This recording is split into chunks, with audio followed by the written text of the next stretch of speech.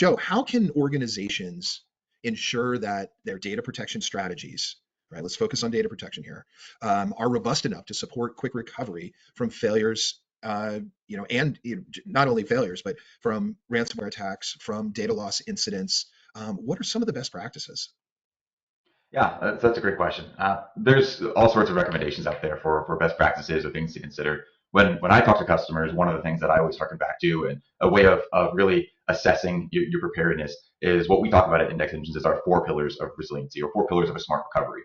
And it really boils down to a couple of things, four things, obviously. First and foremost is data protection. Do you have copies of your data?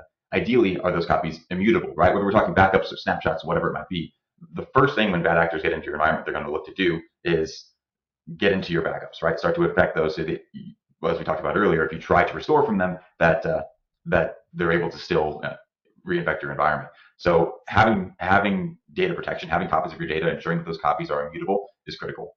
You need to have somewhere to recover to, right? A clean room, an air-gapped environment, somewhere that you know when these events happen, that you have an alternative environment you can fail over to. And really, where Index Engines and our technology, CyberSense, is particularly key, is having validated data integrity. It's not enough to have copies of your data. It's not enough to know what to do with that data and have somewhere to restore it to if you're not sure that it's clean.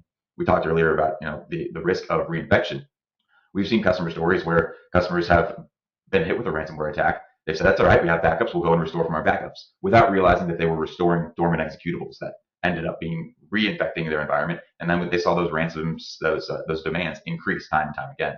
So ensuring that you're restoring something that has validated data integrity and it's clear of any of those dormant executables so you can recover once is critical. And then obviously preparedness, right? Continuously testing, making sure that it's not enough, again, just to know that you have backups of your data, that you have somewhere you can recover to, and that data is clean. If when an event happens, you don't know how to respond.